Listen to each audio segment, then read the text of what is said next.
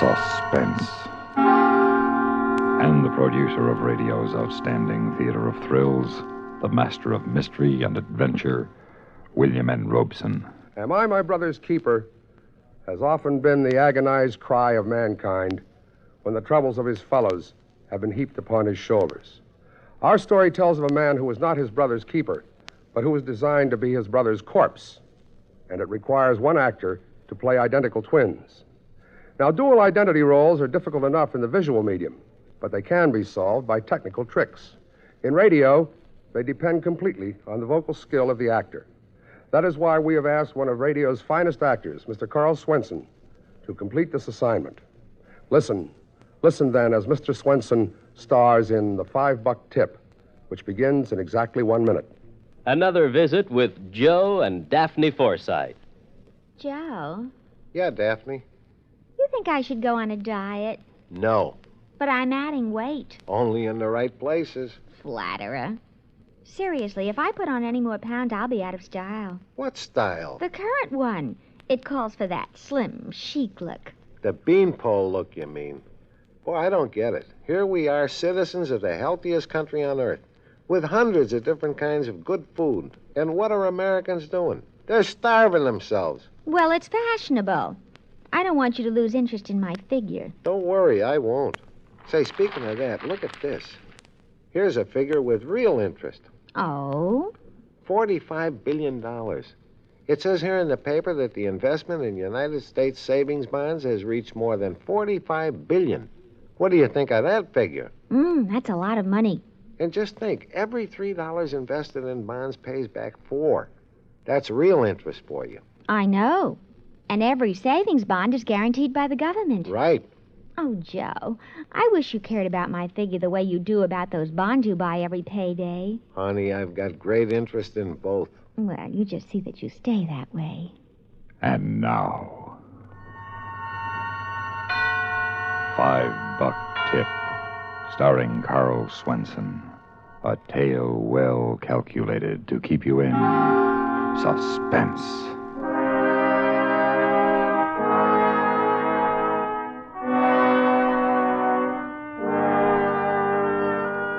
I had flown all the way from Cleveland to be with my brother on his last night, and it was no joyride. His picture was on page 1 of the Tribune under a big black headline.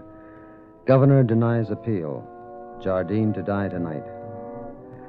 On the plane, they all looked at me like I'd broken out of death row. I couldn't blame them. Tommy Jardine was not only my brother, he was my identical twin. At midnight, he'd be gone. This black shadow, this evil image of me that had forced me to run away and change my name so I could make an honest living. Jackie Cavanaugh, his girl, had begged me to come on, and after all, I felt I owed him this last night, just for the relief I would know afterward. I found the Blue Hour, a quiet little bistro where she'd asked me to meet her. Stopped at the check stand, leave my hat and suitcase. 1 hat, 1 bag. Yes, sir. Do something for me, will you? Don't let me leave without them. I do that all the time. Yes, sir. I'll remember. Hey, you look like... Yeah, I know who I look like. I'm supposed to meet a Miss Cavanaugh here. Yes, sir. In the corner booth, red coat. Thank you. I fumbled in my pocket for something to help his memory. Found a bill and laid it on the counter, thinking it was a single. I didn't know until later it wasn't. It was a 5. All things considered, it was the best $5 I ever spent. Jackie Cavanaugh was staring into her scotch, looking very lonely. And she had reason to. She'd been in love with Tommy for as long as I could remember. Sit down, Mark. Thanks. What time will we do over there? 8:30. No visitors until 8:30. The warden's a bearcat for rules. You're looking more like Tommy every day, Mark. There's nothing I can do about that.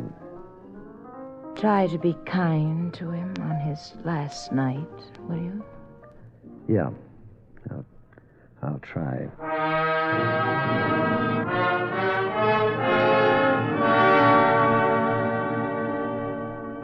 I had a double scotch, and then another one. And we sat there for a half hour with Tommy's picture staring at us out of page 1. Then we slipped out a side door and caught a cab for the prison.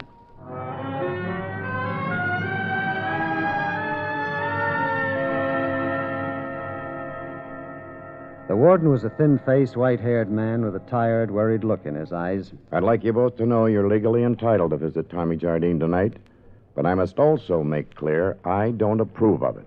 Why not? He's facing the greatest trial a man can be put to. He can do it best alone. He's called for his parish priest. 2 of them are down there now.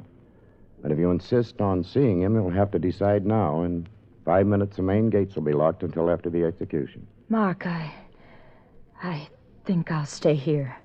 Well, I thought... So did I. But I just can't bear to go through with it. I understand. All right, Warden, I'll see him alone.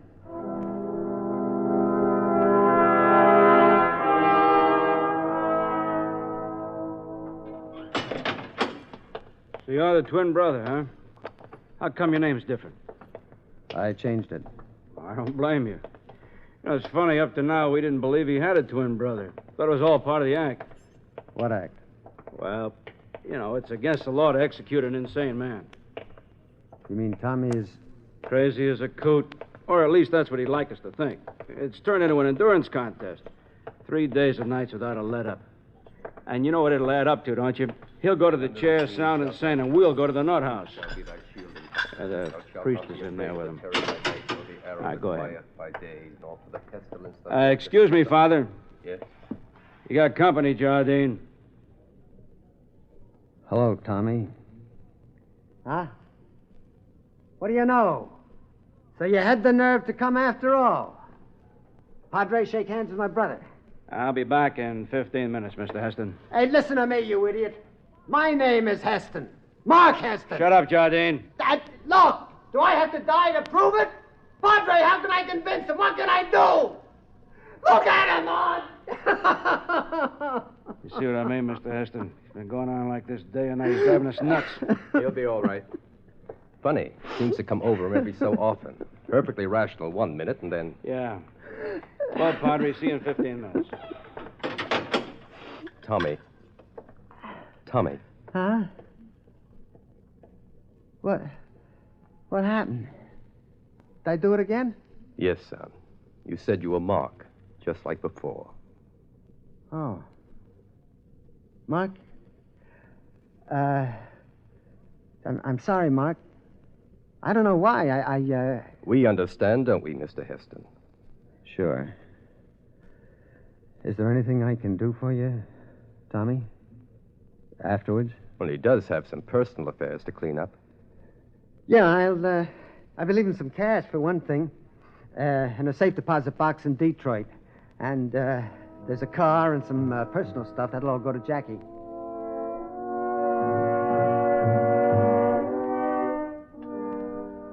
I took a pencil out of my pocket and looked around for something to write on. Sticking out from under the Bible on the table was a blank card, so I picked it up and turned it over idly as I waited for Tommy to go on. There was printing on the back. It said, Fingerprint Record, State Penitentiary. And it had Tommy's picture and history, but the spaces for the fingerprints were blank. Then they jumped me. I got him, Tommy. The arms, Mike. Get his arms. Got him. Get the needle inside the book. Pages cut out. Okay. Hold him still now.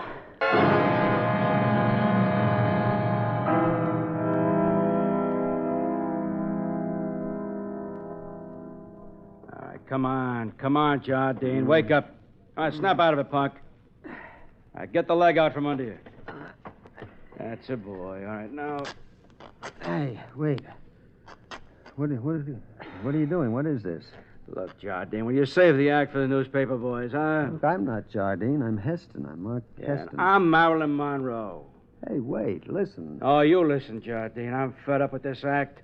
You either play ball or job or no job, I kick your teeth in. Let go of me. What are you doing?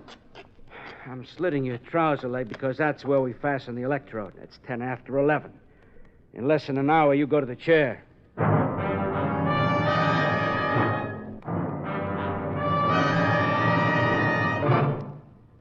In a moment, we continue with the second act of Suspense. Memo on medals. Interesting information about our military awards and decorations.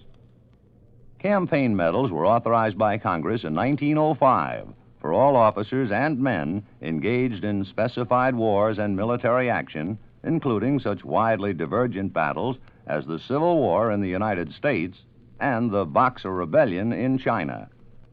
The Navy and Marine Corps have a special Manila Bay Medal for members of the United States Asiatic Squadron under command of Commodore George Dewey in May of 1898.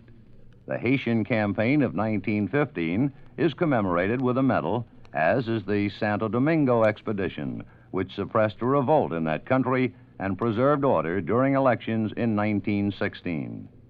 The Army has its Mexican Service Medal for those involved in any of several expeditions or engagements from April 12, 1911 through June 16, 1919. There is also the Army of Cuban Pacification Medal for United States troops who, from October of 1906 to April of 1909, helped establish a stable government in that island nation. The Victory Medal was initially awarded to all United States service personnel in World War I expeditionary forces, including, for the first time, women serving in the military units. There is a story behind every American medal, a proud story of devotion to country and unselfish service to keep it strong and free. And now, starring Carl Swenson, Act Two of $5 Tip. Slowly, one by one, the facts came into focus. I was in cell 4 of death row, in Tommy's prison uniform. The guard was shaving my leg because in less than an hour, I was going to the chair in my twin brother's place. Hold still now, Jardine. Look, I'm not Jardine, I tell you. I'm Mark Heston. Now get that through your thick skull, and then bring the warden here.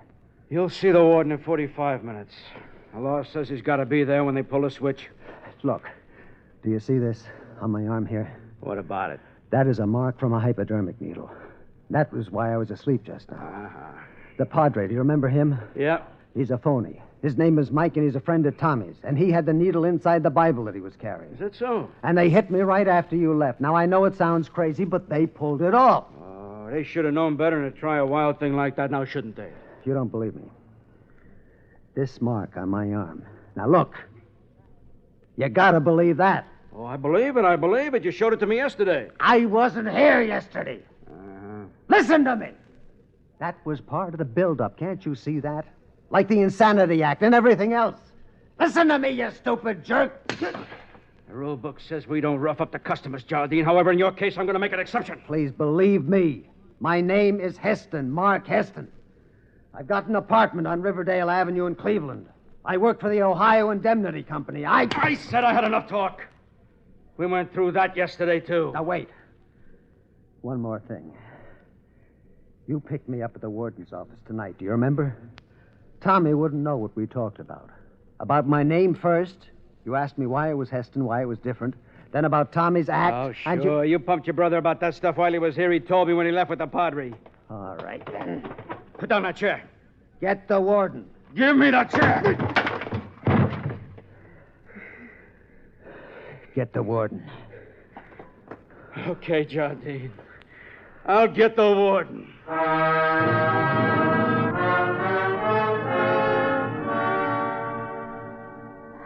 I can't stand it. I can't stand it another minute. Look, warden, I gotta get her out of here. She's going to pieces. Can't you see that? I made that clear to you, Mr. Heston. The main gate's locked until after the execution. Regulations. Can't you forget? Let me go. I can't stay here while they kill him. Let me out of here. Please, warden. All right, I'll call the gate. Come in. Warden, can I talk to you for a minute? What is it, Louis? I can't handle Jardine. All right. Excuse me a minute, please. Tommy. Shut up. I got a feeling we're not going to make it. You're doing great. We'll be out of here in 5 minutes. What are they talking about? What's he telling the warden? Can I go now, Warden? I'm afraid you two will have to stay here in the office for a few minutes. I may need you.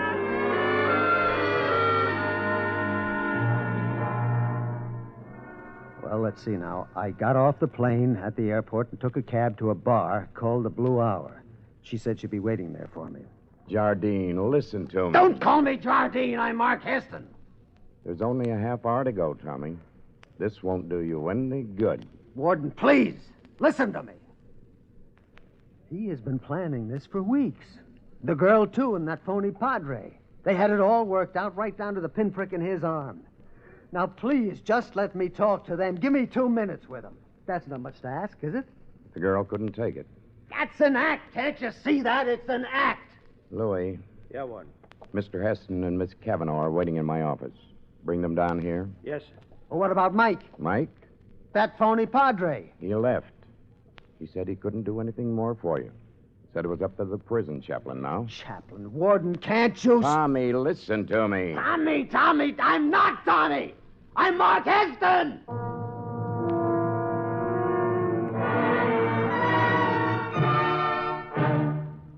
In just a moment, we continue with the third act of Suspense. We have, together, ample capacity and freedom to defend freedom. This is NATO, the North Atlantic Treaty Organization. The 15 nations comprising the North Atlantic Treaty Organization have reaffirmed their faith in the aims of the United Nations. They have reaffirmed a desire to live in peace with all people, all governments. NATO is a framework within which the member nations can cooperate in every way to achieve peace and freedom for the world in our time. The United States of America is a part of NATO. You should be aware of and alert to the objectives and programs of the North Atlantic Treaty Organization. And now, starring Carl Swenson, Act 3 of $5 Tip.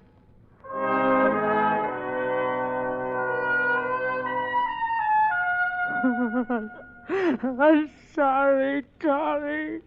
I'm sorry. Jackie, I want you to realize what you'll be doing if you keep on lying. You'll be killing me. You'll be killing an innocent man, just like shooting him with a gun. It's murder. Don't. Please don't. And they're going to find out, sooner or later. Tommy. Listen to me. I just told the warden how we met at the Blue Hour. You were wearing that red coat so I could find you, waiting for me in the corner booth. Blue Hour? Yes, you remember that, don't you, Jackie? The Blue Hour. A bar on North Lake Street. Well... Answer me! It won't work, Tommy. It just won't work. Warden, call them. Call the Blue Hour. They'll tell you that I was there. It's my job to give you every reasonable consideration, Tommy. But there are limits. Limits? This is the limit. This is ridiculous. What about the fingerprints? You have his fingerprints here on file, right here in the prison. Why don't you... I remembered then. The blank fingerprint card sticking out from under the Bible. There was a faint smudge of ink on my fingertips. They had thought of everything. I thought it might come to this, Tommy. We stopped at the files on the way down and picked up your card. Give me your hand. Warden, I forgot to tell you something. Give me the ink pad, Louis.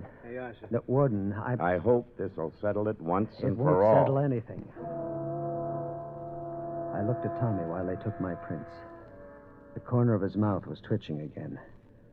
But he didn't dare look me in the eye. Well, there you are, Jardine. They match perfectly. Well, of course they match. They're my prints on the card.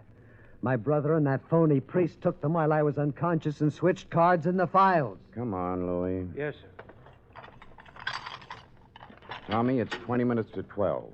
Prison chaplain will be here in 5 minutes if you want him. Wait! Look, don't you walk out on me. I am Mark Heston, I tell you. There was a switch. Look! Look at him! Can't you see it? You've got the wrong man! The wrong man! There was my last faint hope. And all that was left was the horrible, unbelievable truth. They were going to do it. They were actually going to execute me. The lights dimmed, then brightened, and then dimmed again. And from down the corridor behind the door came a faint whine. With 15 minutes to go, they were testing the chair.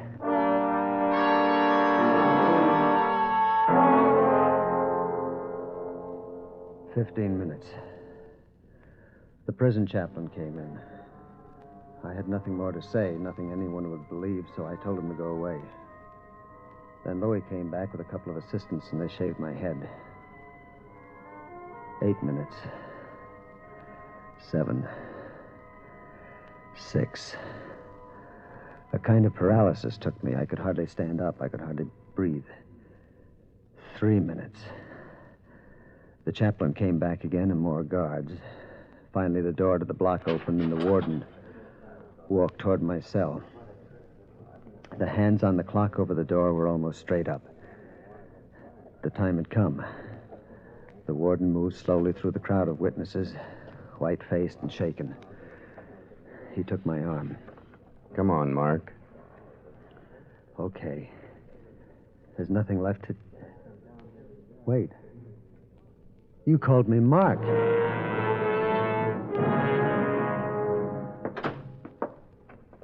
Sit down, Mark. Where are my brother and the girl? They're holding them downstairs. There he is, Warden. Name is Willie. Thank you, sir. Oh, Mr. Heston, I know it sounds kind of stupid to say I'm sorry, but... No, forget it, Louis. Thanks. You probably don't remember me, mister, but... Sure, you're the hat check kid at the Blue Hour. I was reaching for the phone to call the gate so your brother and the girl could leave when it rang. They were calling about Willie here. He was at the gate trying to get in. Well, Willie, how did you... I waited till the taxi you took came back, and I asked the driver where you went. Yeah, but why? Well, you left your hat and bag. But why did you bring him here? Well, I didn't know what was in the bag, but I knew it must be awful important. You told me not to let you leave without them. Well, I might have let it go, but after all, mister, you left me a $5 tip. Suspense, in which Carl Swenson starred in William N. Robeson's production of $5 Tip by Harold Swanton. Supporting Mr. Swenson in $5 Tip were Kathy Lewis, Henry Blair, Jack Crucian, Jerome Thor, and Ken Christie. Listen again next week when we return with another tale well calculated to keep you in suspense.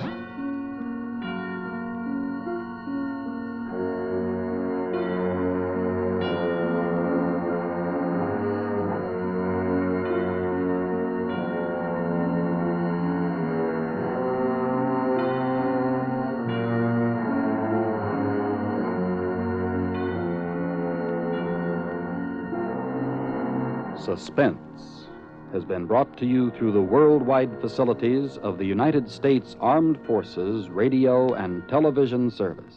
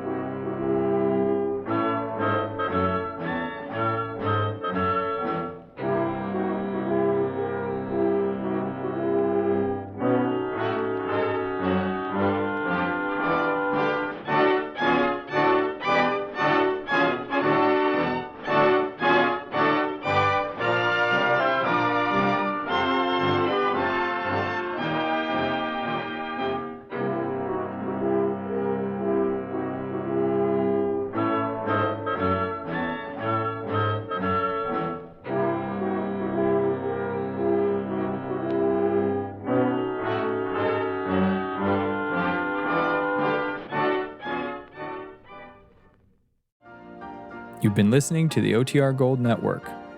Find more classic radio at otrgold.com.